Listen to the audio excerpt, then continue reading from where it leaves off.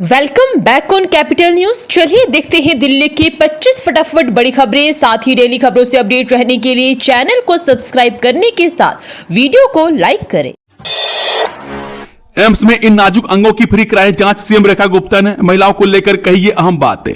जी हां, मुख्यमंत्री रेखा गुप्ता ने स्वस्थ नारी सशक्त परिवार अभियान के तहत एम्स में आयोजित स्वास्थ्य शिविर में कहा कि स्वस्थ नारी ही सशक्त परिवार और समाज की नींव है। विकसित भारत का संकल्प पूरा करने के लिए महिलाओं को फिट रहना होगा। प्रधानमंत्री मोदी ने देश की बहनों से उनका हेल्थ मांगा है। महिलाएं परिवार में सबका ध्यान रखती है, डॉक्टर, इंजीनियर, टीचर के रूप में समाज को भी देखती है, पर अपना ख्याल नहीं रख पाती। जबकि स्वस्थ नारी सशक्त परिवार और समाज की नींव है। विकसित भारत का संकल्प पूरा करने के लिए महिलाओं को फिट रहना होगा और अपनी सेहत का ध्यान रखना होगा। यह बातें मुख्यमंत्री रेखा गुप्ता ने स्वस्थ नारी सशक्त परिवार अभियान के तहत सोमवार को एम्स में आयोजित स्वास्थ्य शिविर में कही। दिल्ली में डीडीए फ्लैट लेने का सुनहरा मौका, इतने कम दाम में बुकिंग शुरू। ये दिल्ली विकास प्राधिकरण यानी कि डीडीए जन साधारण आवास योजना 2025 के तहत सस्ते फ्लैटों की बुकिंग शुरू कर रहा है। 11 सितंबर से पंजीकरण शुरू हो चुका है। अंतिम तिथि 21 दिसंबर 2025 से। ईडब्ल्यूएस जनता फ्लैटों के लिए बुकिंग शुल्क 50,000 है और आवंटन पहले आओ पहले पाओ के आधार पर होगा।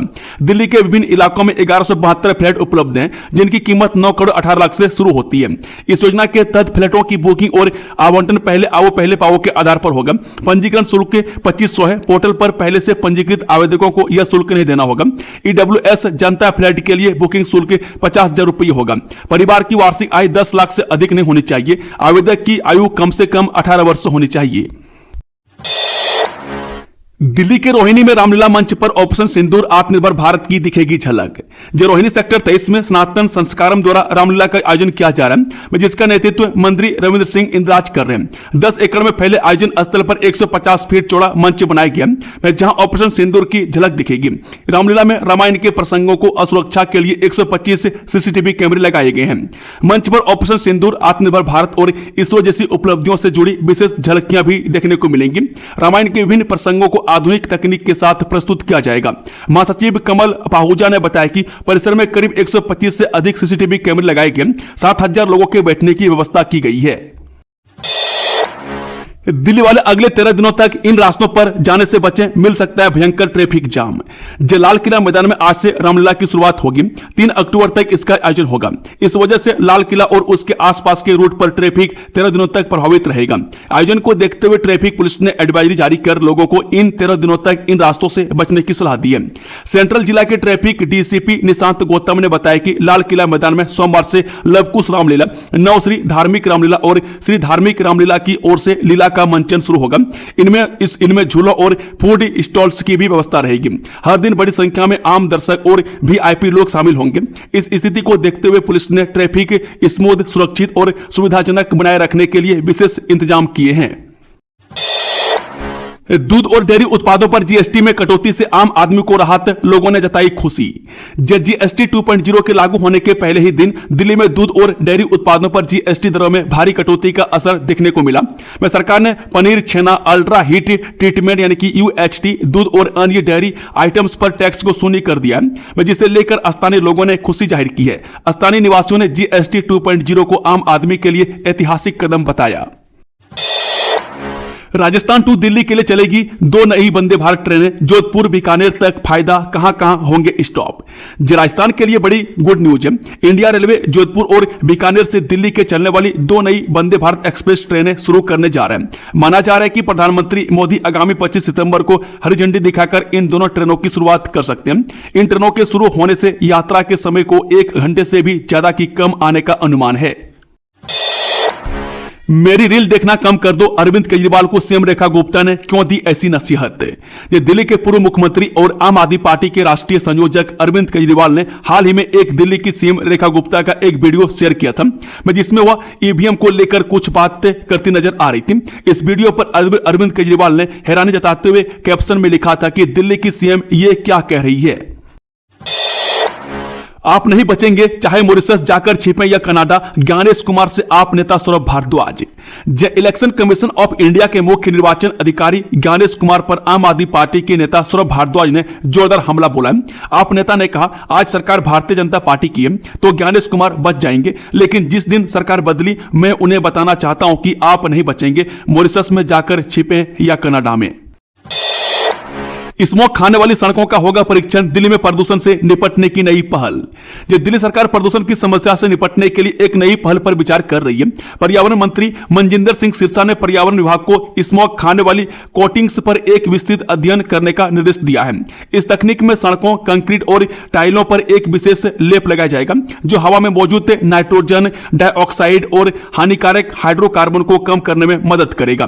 पर्यावरण मंत्री मनजिंदर सिंह सिरसा ने कहा कि टाइटेनियम ऑक्साइड आधारित तकनीक का विदेशों में परीक्षण किया जा चुका है और दिल्ली सरकार बड़े पैमाने पर इसे लागू करने से पहले इसकी प्रभावशीलता का आकलन करेगी। तिहाड़ जेल से हटाई जाए अफजल गुरु और मकबूल भट्ट की कब्रें, दिल्ली हाईकोर्ट में दायर की गई याचिका। दिल्ली हाईकोर्ट में अफजल गुरु और मकबूल भट्ट को लेकर याचिका दाखिल की गई है। विश्व वैदिक सनातन संघ की ओर से यह याचिका दायर की गई है। याचिका में मांग की गई है कि तिहाड़ जेल में बनी अफजल गुरु और मकबूल भट्ट की कब्रें हटाई जाए। अगर हटाना संभव न हो तो अवशेष किसी गुप्त जगह पर ले जाए जाए। याचिका में तर्क दिया गया कि अफजल गुरु और मकबूल भट्ट की ये कब्रें चरमपंथियों का ठिकाना बनी हुई है। आतंकवाद की महिमा गढ़ने का खतरा है, जेल सुरक्षा और कैदियों पर इसका असर पड़ रहा है। ये खबरें दिल्ली प्रिजन रूल्स और जेल मैनुअल का उल्लंघन है। ईवीएम को लेकर उठे सवाल पर हाईकोर्ट में सुनवाई, हाईकोर्ट ने डीओ को नोटिस जारी कर मांगा जवाब। दिल्ली हाईकोर्ट ने दिल्ली विश्वविद्यालय छात्र संघ यानी कि डूसू चुनाव में इस्तेमाल हुई ईवीएम को सुरक्षित रखने का निर्देश दिया है। एनएसयूआई नेता रौनक खत्री और जोसलिन नंदिता चौधरी की याचिका पर हाईकोर्ट ने डीयू से जवाब मांगा है। जोसलिन एबीवीपी के आर्यन मान के डूसू अध्यक्ष पद पर निर्वाचन को चुनौती दी है। अदालत इस मामले की आगे सुनवाई करेगी। प्रधानमंत्री जी आप विदेशी जहाज में घूमना छोड़िए, एक्स पर अरविंद केजरीवाल का पीएम पर तंज। जी हां, आज से भारत में कई वस्तुएं सस्ती हो गई हैं क्योंकि जीएसटी में बदलाव हुआ है। अब सिर्फ 2 स्लैब 5% और 18% बचे हैं। प्रधानमंत्री मोदी ने स्वदेशी सामान खरीदने का आह्वान किया, जिस पर केजरीवाल ने निशाना साधते हुए कहा कि पहले प्रधानमंत्री खुद विदेशी सामान का इस्तेमाल करना छोड़ें। केजरीवाल ने पीएम मोदी से अमेरिकी कंपनियों को बंद करने की भी बात कही है। केजरीवाल ने अपने एक्स अकाउंट पर लिखी कि प्रधानमंत्री जी आप चाहते हैं कि जनता स्वदेशी इस्तेमाल करें तो आप खुद स्वदेशी इस्तेमाल करना शुरू कीजिए। केजरीवाल ने कहा जिस विदेशी जहाज से रोज घूमते हैं उसे छोड़ दीजिए, सारा दिन जितने विदेशी सामान इस्तेमाल करते हैं उन्हें छोड़ दीजिए। पीड़ित परिवार को 1-1 करोड़ का मुआवजा देने की मांग, आम आदमी पार्टी ने भाजपा को घेरा। जब बाहरी दिल्ली के किराड़ी में ट्रेन से कटकर 2 बच्चों की मौत हो गई, आम आदमी पार्टी ने इस घटना के लिए भाजपा सरकार को जिम्मेदार ठहराया। आप विधायक अनिल झा ने रेलवे ओवरब्रिज की मांग को लेकर सरकार पर लापरवाही का आरोप लगाया और मृतकों की परिवार को मुआवजे की मांग की। किराड़ी से आप विधायक अनिल झा ने कहा कि यहां पर कई सालों से रेलवे ओवरब्रिज बनाने की मांग की जा रही है। मैं खुद प्रधानमंत्री, रेल मंत्री और केंद्र मंत्री, दिल्ली सरकार के मुख्य सचिव को कई पत्र लिख चुका हूं, लेकिन अभी तक आश्वासन के अलावा कुछ नहीं मिला, जबकि ओवरब्रिज बनाने में 10 से 12 करोड़ रुपए की लागत आएगी। प्रीतमपुरा से नाथुपुर के बीच आवाजाही होगी आसान, 75 लाख से होगा सड़क का नवीनीकरण। सोनीपत के प्रीतमपुरा से नाथुपुर को जोड़ने वाली सड़क का नवीनीकरण किया जाएगा। विधायक कृष्णा गहलावत ने 75 लाख रुपए की लागत से बनने वाली इस सड़क परियोजना का शिलान्यास किया। सरकार गांव में सड़कों और अन्य बुनियादी सुविधाओं को बेहतर बनाने के लिए काम कर रही है। माफिया रात में कर रहे हैं बड़ा खेल, सफेद पोश और अधिकारी मुंद लेते हैं आंखें, हैरान कर देगी हापुड़ की ये रिपोर्ट। हापुड़ जिले में अवैध खनन का धंधा तेजी से फल फूल रहा है। खासकर गढ़मुक्तेश्वर तहसील क्षेत्र में माफिया गंगा की तलहटी में रात दिन खनन कर रहे हैं, जिससे सरकारी राजस्व और पर्यावरण को भारी नुकसान हो रहा है। आरोप है कि इस खेल में कुछ से सफेद पोश और अधिकारी भी शामिल हैं जो रिश्वत लेकर आंखें मूंद लेते हैं। गढ़मुक्तेश्वर जो तीर्थ नगरी के रूप में जाना जाता है, अब खनन माफियाओं का स्वर्ग बन चुका है। यहाँ गांव रजेटी, हासूपुर, सलोनी, पलवाड़ा, चितोड़ा, अल्लाह बख्शपुर समेत अन्य गांवों में अवैध खनन जोरों पर है। माफिया ठेकेदारों को अवैध ठेके देते हैं जो बुलडोजर और पॉकलैंड मशीन से मिट्टी रेत निकालकर ठिकानों पर पहुंचाते हैं। महिला ने पति की गर्लफ्रेंड से मांगा बेवफाई का हार जाना, जाने कोर्ट ने क्या कहा।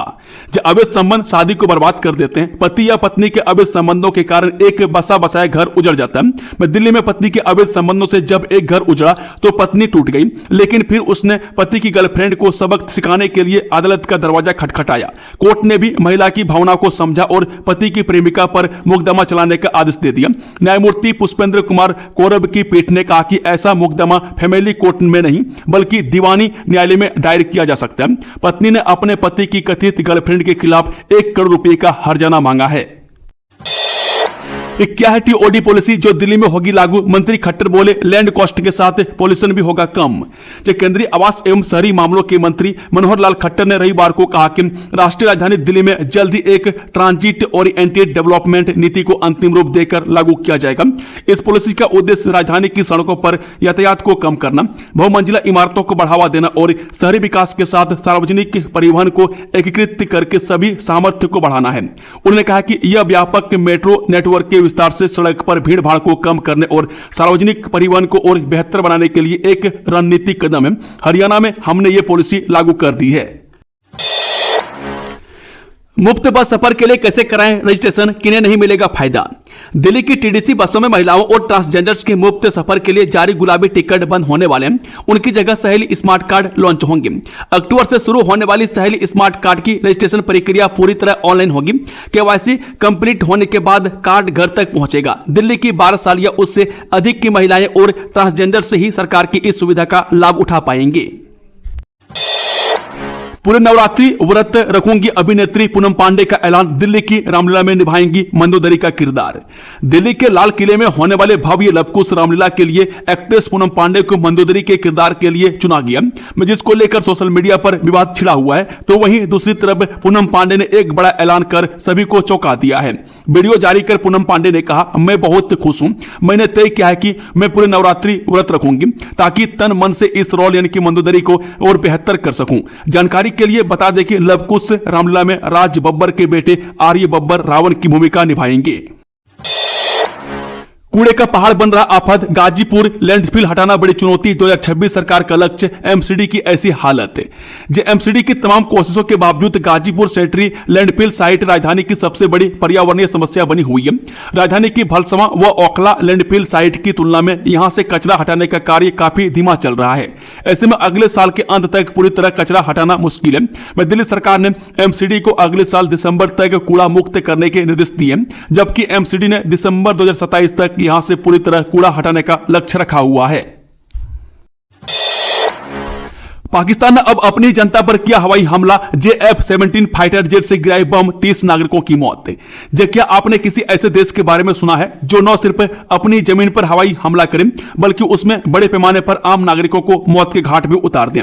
आतंकवाद की फसल बोने और काटने वाले पाकिस्तान ने अब ठीक ऐसा ही किया है। भारत के ऑपरेशन सिंदूर में मात खाई पाकिस्तान ने खैबर पख्तूनवा में नरसंहार किया है। पाकिस्तान की वायुसेना ने खैबर पख्तूनवा में हवाई हमला करके 30 नागरिकों को मार दिया है। खैबर पख्तूनवा का मतरे द्वारा गांव इस हवाई हमले के बाद महिलाओं और बच्चों के शवों से भर गया। मिली जानकारी के मुताबिक रविवार और सोमवार की दरमियानी रात करीब 2 बजे पाकिस्तानी वायुसेना ने तिरहा घाटी स्थित गांव पर कम से कम 8 LS-6 बम गिराने के लिए JF-17 लड़ाकू विमानों का इस्तेमाल किया। पाकिस्तान वायुसेना ने यहां 5 घरों को निशाना बनाया था। इस हमले में 20 लोगों की घायल हो गए हैं। नवरात्रि में सोना खरीदने में छूटेंगे पसीने, कीमतों में आया जबरदस्त उछाल, चांदी में भी भारी तेजी, जानिए भाव। सोने की कीमत में आज हफ्ते के पहले कारोबारी दिन सोमवार को जबरदस्त तेजी देखने को मिला है। घरेलू फायदा बाजार में भी सोने में भारी इजाफा देखा जा रहा है। MCX एक्सचेंज पर सोना आज ऑल टाइम हाई पर पहुंच गया। सोमवार दोपहर सोना 1.34% या 1433 रुपए की बढ़त के साथ 1,11,280 रुपये प्रति 10 ग्राम पर ट्रेड करता दिखाई दिया। वैश्विक बाजार में भी सोने की कीमतों में आज भारी तेजी देखी जा रही है। राष्ट्रपति द्रौपदी मुर्मू राष्ट्रपति सैलून नहीं, महाराजा एक्सप्रेस से जाएंगी मथुरा। देखिए कितनी स्पेशल है ये ट्रेन। राष्ट्रपति द्रौपदी मुर्मू 25 सितंबर को मथुरा वृंदावन जाएंगी, मैं जहां वह भगवान श्री कृष्ण व राधा रानी के दर्शन करेंगी। राष्ट्रपति के लिए नई दिल्ली रेलवे स्टेशन से मथुरा तक महाराजा एक्सप्रेस को प्रेसिडेंट स्पेशल ट्रेन के रूप में चलाया जाएगा। इससे पहले पूर्व राष्ट्रपति रामनाथ कोविंद भी इसी ट्रेन से दिल्ली से कानपुर गए थे, क्योंकि पारंपरिक राष्ट्रपति सैलून यानी कि प्रेसिडेंट ट्विन कार को अब विरासत के तौर पर नेशनल रेल म्यूजियम में रखा गया है। रेलवे अधिकारियों के मुताबिक राष्ट्रपति द्रौपदी मुर्मू 25 सितंबर को ट्रेन से मथुरा जाएंगे। इसके लिए तैयारियां शुरू कर दी गई है। नई दिल्ली रेलवे स्टेशन पर ट्रेन में चलने वाले लोको पायलट व गार्ड्स को प्रोटोकॉल की ट्रेनिंग देने के साथ अन्य तैयारियां शुरू कर दी गई है। रेलवे और राष्ट्रपति भवन के अधिकारियों की तरफ से ट्रेन में सफर की सभी तैयारियां तेज कर दी गई है। डूसू चुनाव में नोटा ने भी दिखाई ताकत, 23,674 छात्रों ने किसी भी उम्मीदवार को नहीं समझा लायक। दिल्ली विश्वविद्यालय छात्र संघ यानी कि डोसू चुनाव 18 सितंबर को संपन्न हुआ और 19 सितंबर को परिणाम जारी हुई। 4 पदों के लिए हुए इस चुनाव में 3 सीटों अध्यक्ष, सचिव और संयुक्त सचिव पर अखिल भारतीय विद्यार्थी परिषद यानी कि ABVP ने जीत दर्ज की, जबकि उपाध्यक्ष पद पर national student union of India ने जीत हासिल की। इस चुनाव में 19 सितंबर को जारी परिणामों में नोटा को रिकॉर्ड वोट मिले।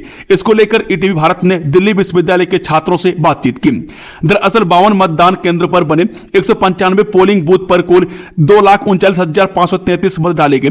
इनमें से 23,674 वोट नोटा के हिस्से में गए, यानी करीब 10% छात्रों ने डुसू चुनाव मैदान में उतरे किसी भी प्रत्याशी को वोट नहीं दिया। वह छात्र राजनीति में नोटा पर बड़ी संख्या में वोट ने छात्रों की मानसिकता और चुनावी व्यवस्था के प्रति असंतोष को भी उजागर कर दिया है। जीएसटी की नई दरें लागू होने के बाद पहली बार व्यापारियों से मिली सीएम रेखा गुप्ता, स्वदेशी अपनाने की अपील। दिल्ली की मुख्यमंत्री रेखा गुप्ता सोमवार को लागू हुए जीएसटी सुधारों को लेकर व्यापारियों से मिलने त्रिनगर के तोताराम बाजार पहुंची। इस दौरान सीएम रेखा गुप्ता ने कहा कि हम अपने नागरिकों से स्वदेशी का समर्थन करने की अपील करते हैं और पीएम मोदी द्वारा दिए गए इस तोहफे से सभी खुश हैं। इस अगली पीढ़ी के जीएसटी का लाभ सीधे देश के प्रत्येक नागरिक तक पहुंच रहा है, चाहे वह दुकानदार हो, गृहिणी हो या आम उपभोक्ता हो। दिल्ली में तस्करों और अपराधियों पर लगेगी लगाम, पुलिस ने शुरू किया यह अभियान। नए पुलिस कमिश्नर के आने के बाद पूर्वी दिल्ली पुलिस ने अपराधियों पर शिकंजा कसा है। ऑपरेशन कवच 10 के तहत 36 अपराधी गिरफ्तार किए गए। पुलिस ने तस्करी आर्म्स एक्ट और जुआ अधिनियम के तहत 33 मामले दर्ज किए। शराब और नशा तस्करों के साथ जुआ खेलने वालों पर भी कार्रवाई की गई। पुलिस ने स्पष्ट किया है कि यह अभियान जारी रहेगा।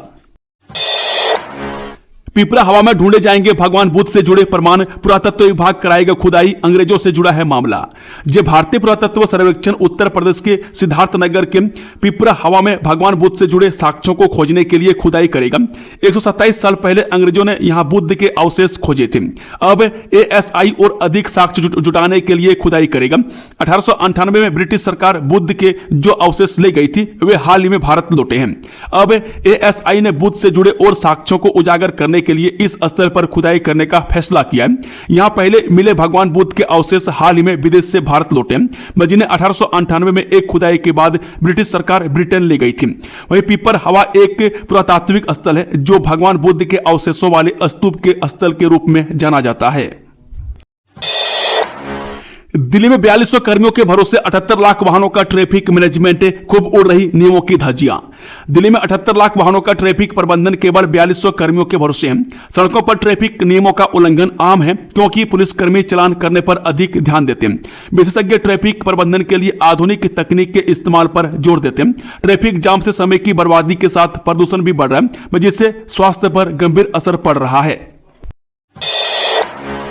मुंडका बकरवाला टोल प्लाजा कुछ बुधवार तक के लिए टला, प्रतिनिधिमंडल केंद्रीय मंत्री से करेगा बात। मुंडका बकरवाला टोल प्लाजा को हटाने की मांग को लेकर बुलाई गई महापंचायत में टोल प्लाजा कुछ को फिलहाल टाल दिया गया। दिल्ली देहात के लोगों ने सरकार को चेतावनी दी कि उनके सब्र को कमजोरी न समझा जाए। निर्णय लिया गया कि एक प्रतिनिधिमंडल केंद्रीय सड़क परिवहन मंत्री से मिलेगा और अपनी बात रखेगा। ऐसा न होने पर आंदोलन को आगे बढ़ाया जाएगा। दिल्ली के अशोक विहार में सीवर सफाई कर्मी की दम घुटने से मौत, कंस्ट्रक्शन कंपनी का मैनेजर गिरफ्तार।